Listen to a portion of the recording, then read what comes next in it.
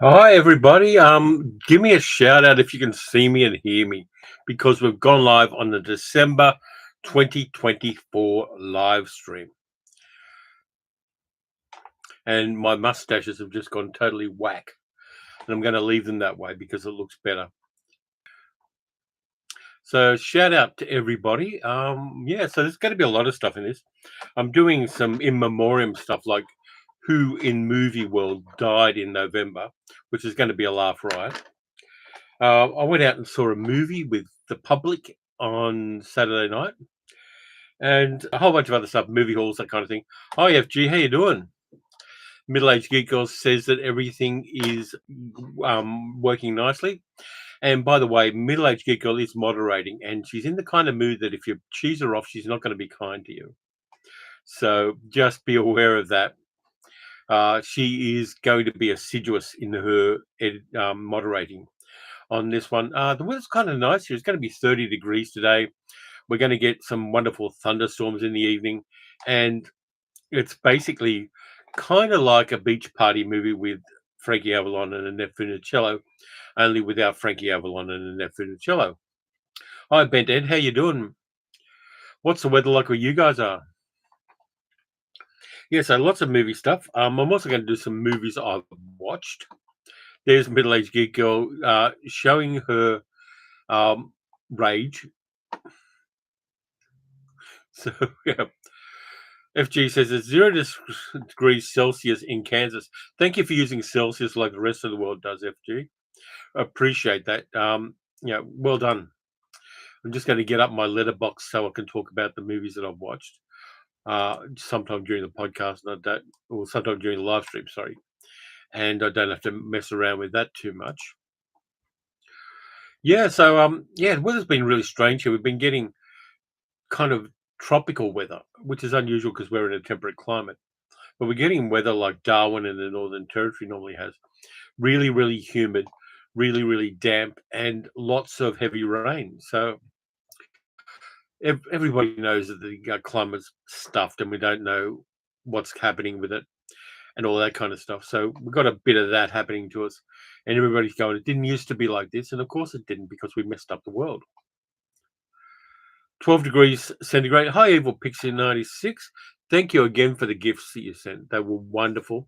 Middle-aged Geek Girl and I both love them. And 12 degrees in Morecambe. That's pretty warm. Yeah, it's making middle-aged Geek Girl's hair frizzy. She's got naturally curly hair and she hates it. I don't know why, but she does. Ben Ed said $2. Thank you very much, Ben Ed. Totally appreciate that. Yeah, I've got a goal for the super chats, which is I'm going to sing a buzz of a song if I get to 10 super chats, which is really funny because I get money plus I get to torture people. So there's all of that going on. Yeah, really fantastic time at the moment. We've been out and about doing things, which is always a nice thing in the warmer weather. We went to an op shop, like a thrift store, where a friend of ours works over on the north side of Melbourne. We don't normally go over to that part of the world because we don't often have much reason to. But we found this enormous Savers store there with tons of stuff in it. Didn't find a lot of movie stuff, unfortunately, but we got to donate some things and got to hang out a little bit with our friend Alicia, and that was kind of cool. And there is a black and white cat sitting on the roof of the house next door, gazing into the man cave for some reason. It's quite creepy. Hi, Captain Laser. How you doing? Yeah, I can see the cats on the roof next door. Sometimes it's Luna up there, sometimes it's other cats. But there's this evil-looking black and white cat sitting up on the roof there and distracting me to hell. So yeah, lots and lots of stuff happening here. Let's see. I'll talk about, I think, Cinemaniacs first. I have my coffee because I've got the rest of my espresso here. It's my second one of the day. And it is only 7:04 a.m. Yeah, so Saturday night, I drove over to the Astor Theatre in Windsor, which is the oldest single-screen theatre in Melbourne. I think it started in about 1934. Old Art Deco cinema, fantastic cinema. I've seen tons of things there. And a group of movie nuts called Cinemaniacs, which was started by the late Lee Gambon, do a fortnightly movie thing for most of the year where they pick a particular movie and they top and tail it with a whole bunch of stuff. So this time, the movie that they picked was a movie called Terrorvision, a Charles Band movie. Yeah, hi Peter. It is really early where you are, mate. Yeah, the city of churches and the city of serial killers. But on the other hand, Adelaide, where you are, does have the best small goods in Australia. I mean, going up into the mountains and getting the small goods from Harndorf is just fantastic. Yeah, so anyway, I went to the Astor and we saw Terrorvision, which is a Charles Band movie that stars Gerard Graham, Mary Warrenov, and Diane Franklin about an alien that comes through a TV satellite dish and terrorizes a family. So we watched that, and the interesting thing is, it's my first Cinemaniacs. So a few nice things happened. First off, as soon as I got in there and I showed them my ticket, they gave me a little bag of lollies to eat, a little candy bag to eat, which is great. And I got to meet a bunch of people I already knew from Facebook, including John Harrison, who does a lot of writing about movies, and Julian from uh, cinema, what's it called? I'm just trying to find the name of his YouTube channel, Cinematic Creations, I think it is, but it might not be. Let me just find this because I want to get it right for Julian. And of course, I can't find it because everything is whack here.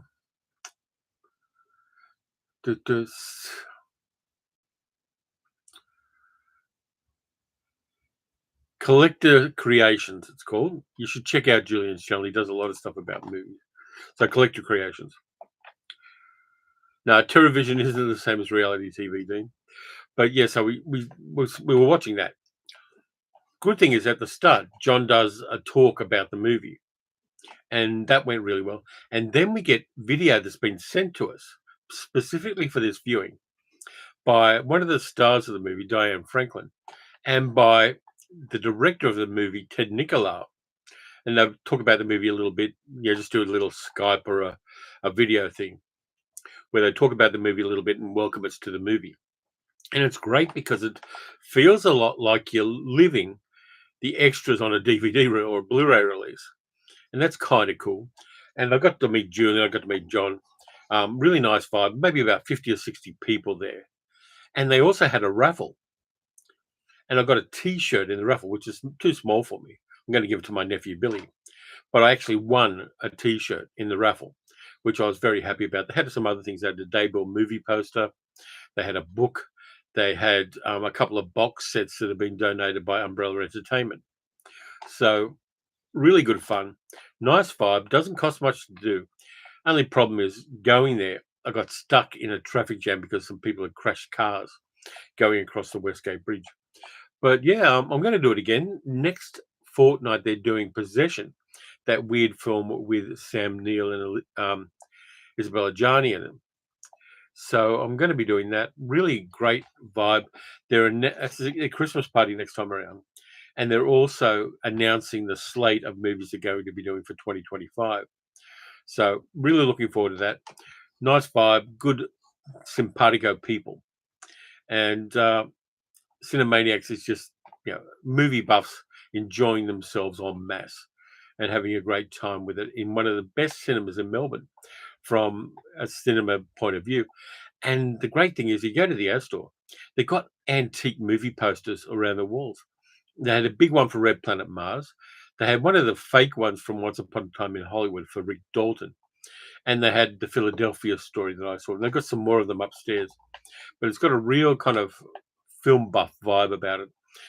Along with the Sun Cinemas in Yarraville, it's the other good cinema in Melbourne. And I had a terrific time with it. Are there any kind of encore cinemas or antique cinemas around where you guys live? Because it's great to have them. And unfortunately, there are very, very few of them these days. I know Sydney used to have a couple, the State and the Capitol in Sydney. are probably the only now existing remnants of the golden days of cinema, and they've been turned into live theatre venues, which for me is a little bit of a bummer, being a Sydney boy as I am. But so much good stuff and so much wonderful hanging out with people. So I really enjoyed that a lot. Go pause to take a drink now. And if you're in Melbourne and it's on Saturday night, you might want to check out if Cinemaniacs is going.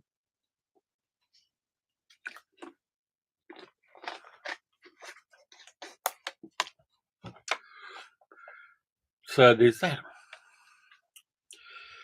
David says, have I been to the Como cinemas in South Yarra? I've been past them. I haven't been to them. Do you recommend them, David? Because I'm always up for new cinematic experiences, depending, of course, on what's on there. But yeah, I mean, I've been to, what are the ones in Carlton? I've been to a couple of the ones in Carlton. Oh yeah, Ben, there is the Orpheum in Cremorne in Sydney. That's special.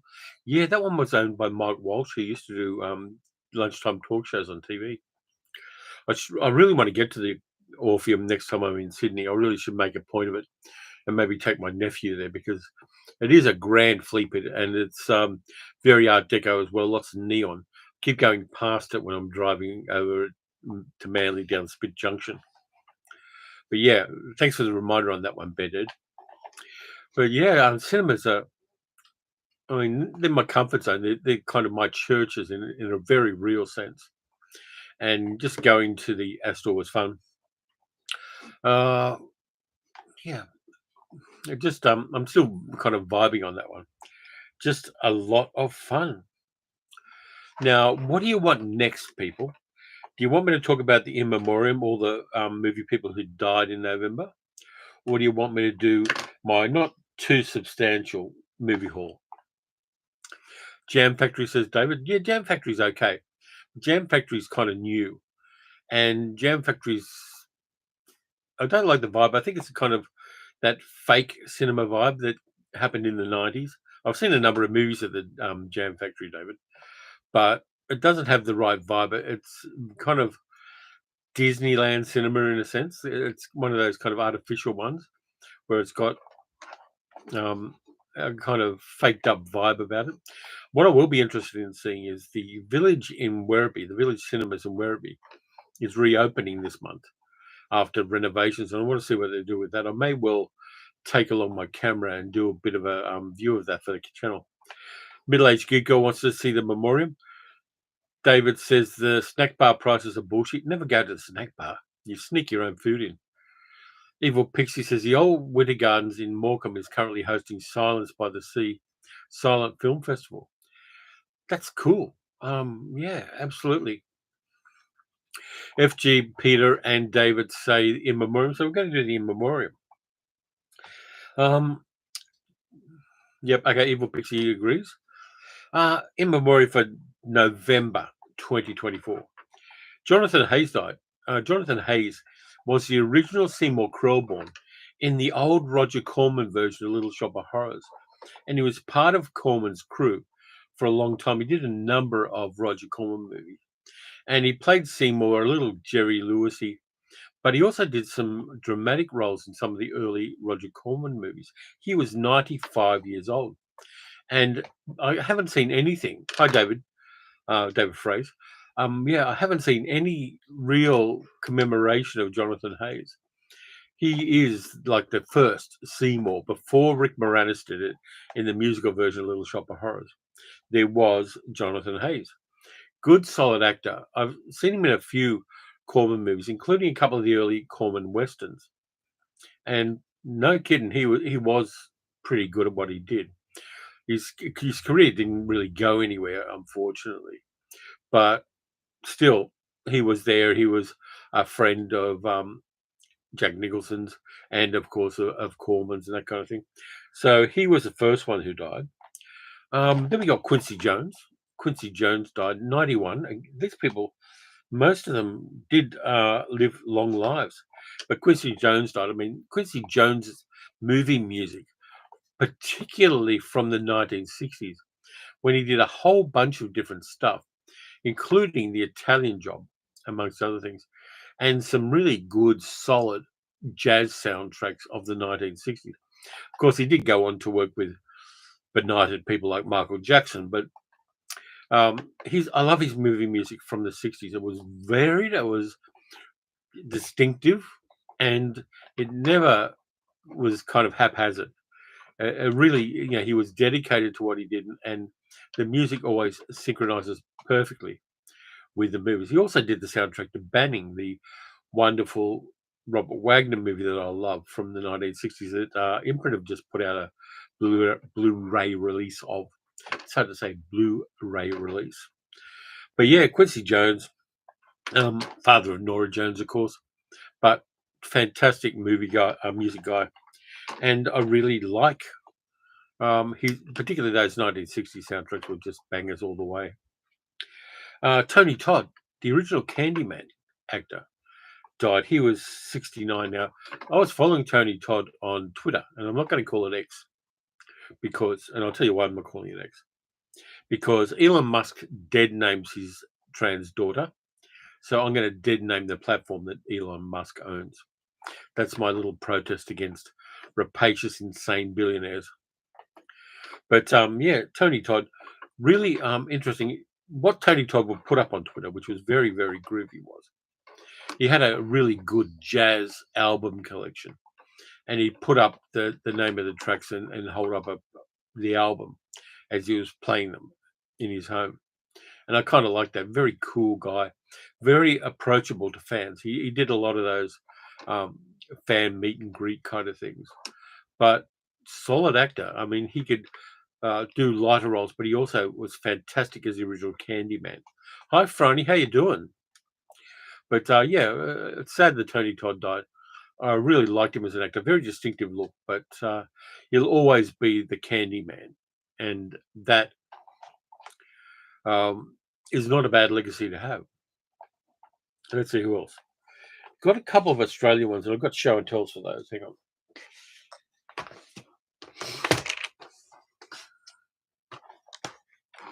Now, I'll just get some details up for one of these, so just bear with me for a moment.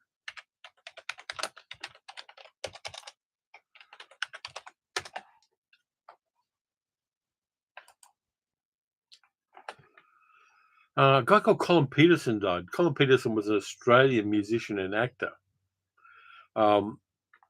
He was actually a backing member of the Bee Gees, and he did a whole bunch of different bands in Australia, including one called Humpty Bong for some reason. But the interesting thing about him is he was the star of 2 Australian movies as well. And I'm just getting the details up here. Sorry about this. Anyone that died before they hit their 90s is dying too young. Yeah, absolutely. Yep, Elon Musk is Sissy Spacek. But Colin Peterson was in a couple of movies, Smiley and Smiley Gets a Gun, which were about a country kid in Australia who has adventures. So I only have Smiley. I don't have Smiley Gets a Gun. But yeah, he was in there. And I thought I'd commemorate him because he was in movies. Franny says she was good and got all the Christmas shopping done by the end of November. Where you live, it's not a bad thing because it gets bloody cold in December. So I can understand the impetus to get your shopping done in November and then just hunkering down with mulled wine in December. So, yeah. Anyway, Colin Peterson died. Short movie career, but he was a musician in a whole bunch of bands in Australia in the 60s and 70s. Then Ken Shorter died. By the way, Colin Peterson was 78. Ken Shorter died at the age of 74. And you might not know who Ken Shorter was, but he was the titular character in a classic Ozploitation movie, Stone. There he is there with the machine gun. That's Ken Shorter. His career ended fairly early as a actor, but he's kind of good in Stone, less so than Sandy Harbert and Roger Ward and Vincent Gill and Hugh Keys-Byrne and all of those guys who stole the movie away. But he was a titular character in Stone. And for that, I thought it was worth commemorating him. Again, not a lot of people commemorating him online for some reason. I don't think people read the in memoriam stuff on Wikipedia the way I do. But yeah, he was definitely part of one of the best, well, in fact, the best Australian biker movie ever, Stone, which I saw in the cinemas when it came out. And I'm very happy to have the Umbrella release on Blu-ray so I can enjoy it whenever I want to. But yeah, he died. Another sip of water because this is thirsty business. By the way, super chats are available, and if I get to 10, I'm going to sing a bit of a song. But yeah, so last one, and Friday says bought loads of films this month: The Relic and Crank to give to friends. Crank's great fun. So is Crank Full Throttle as well. Is that the name of the second one? I'd say Crank would be my top 3 favorite Statham movies. Mushishi, a live action, The Limey, Carry On England, Oh What a Lovely War, Gypsy, Young Frankenstein, and The Right Stuff. That is a good haul, Franny, and a good lot of gifts to give to people. The Relic, I love. I particularly love the fact they put in James Whitmore amongst other people in The Relic. I think it's an underrated monster movie from the 90s, and I just enjoy it. And also in 4K, Seven Samurai and Watership Down. Yeah, Watership Down's a great movie for traumatizing children with. But yeah, Seven Samurai I could watch every year, and in fact, I probably should. Or no, what I should do is I should dive into the Kurosawa stuff that I've got that I haven't watched it, like Drunken Angel. I should watch that. And Stray Dog, I think it is, the gangster movie with Toshiro Mifune. I should dive into those early in the new year and just kind of fill some gaps in my Kurosawa knowledge. But yeah, good hauls, Farney. Fantastic. Yeah, so the last person I've got for the in memoriam, Earl Holliman. People know him probably as the cook in Forbidden Planet, amongst other things. He did a whole bunch of movies, and he's iconic for me for a very specific movie. 1955's A Big Combo, which starred Cornel Wilde and Richard Conte. And he was one of the first gay gangster couples in film noir. There were a couple of gangsters who were henchmen for Richard Conte's character called Fante and Mingo, played by Lee Van Cleef and Earl Holliman. And Earl Holliman played Mingo, the survivor, at least for a time, of the two. Yep, FG says he was in the first episode of Twilight Zone, yes. But Mingo and Fante were essayed in the movie as a gay couple. And when Fante gets blown up by a bomb that goes off at the wrong time, Mingo is really angry and really shattered by it. And there is no way that those two characters could be interpreted as anything but a gay couple. And that's really interesting. What's more interesting is Earl Holliman was gay. He was married, and his husband was the person who announced his death. He was also a vegetarian. He did a lot of animal rights stuff. He was in Police Woman with Angie Dickinson in the 1970s. He was in The Power, the George Pal movie that Byron Haskin directed, which is a really interesting 1960s science fiction movie. So he's in a lot of genre stuff. But I've got a lot of respect for Earl Holliman for that animal activism. He was a vegetarian. He talked the talk and walked the walk. And it's a bit sad that he died, but he did last to 95. So then maybe there's something in vegetarianism, which, yeah. So that was my list of in memoriam for November 2024. I'll do a December one in my New Year's Eve live stream, which is going to be coming out 10 p.m. on the 31st, going through to 1 a.m. on the 1st of January. So I'm going to be doing that again. It'll be my third annual New Year's Eve live stream for all of the people who don't want to go out and get trampled by hordes of drunken people in the streets. So what do you think of that? Didn't have any women, unfortunately. Well, fortunately, they didn't die, but there were no famous movie-related women who died in November that I could find, which I suppose is a good thing. For gender equality, it's not particularly a good thing, but it's a good thing as a general thing. I'm going to move on, he said, taking another sip of water.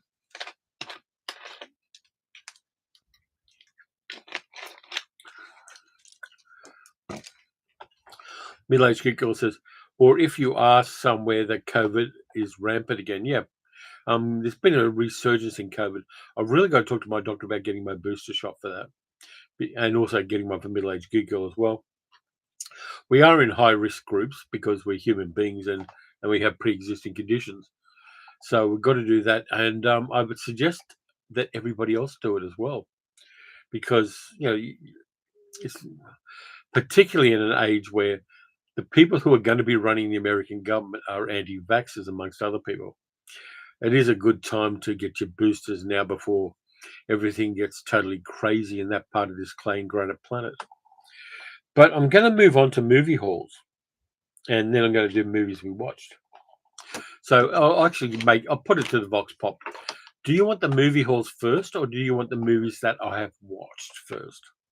I'll leave it up to you guys for a minute or two to decide.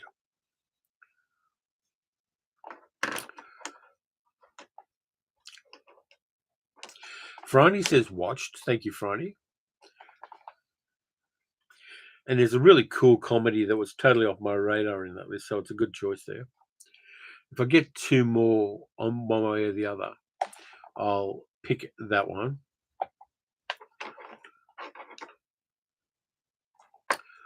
Just waiting. I've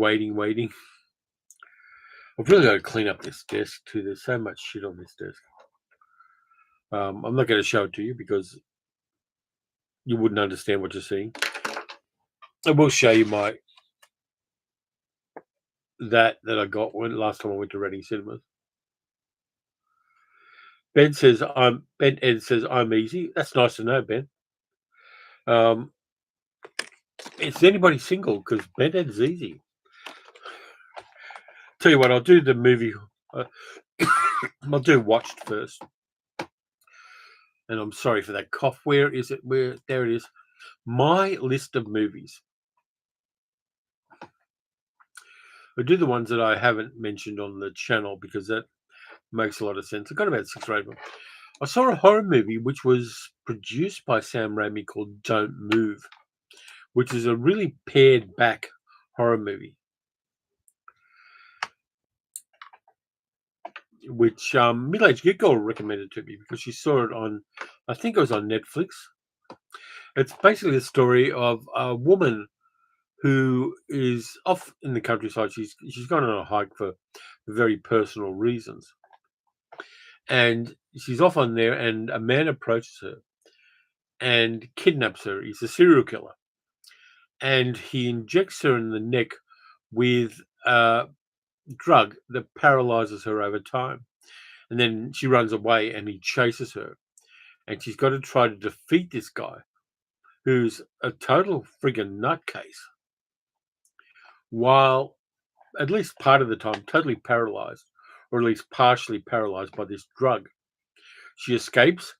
She, slides into a river and gets carried down the river, and then somehow gets to shore and is found by an old man. And it becomes this whole thing where she's somebody who's got no advantages at all in this cat and mouse game, but uses her smarts and circumstances to defeat this nasty piece of shit serial killer who has a complicated family life. He's got a wife and kid.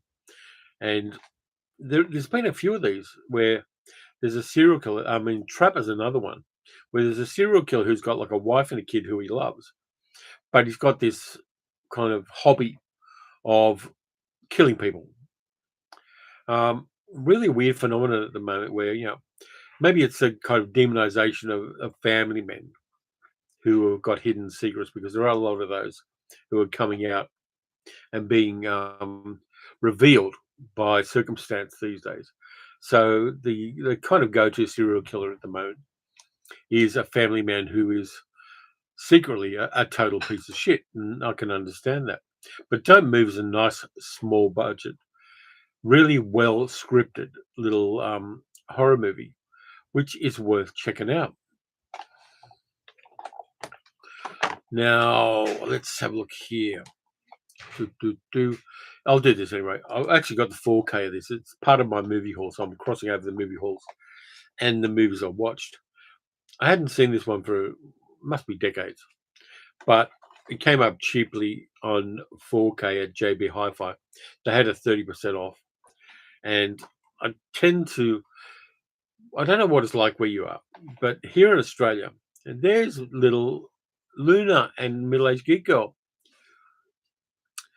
Yeah, so 4Ks here.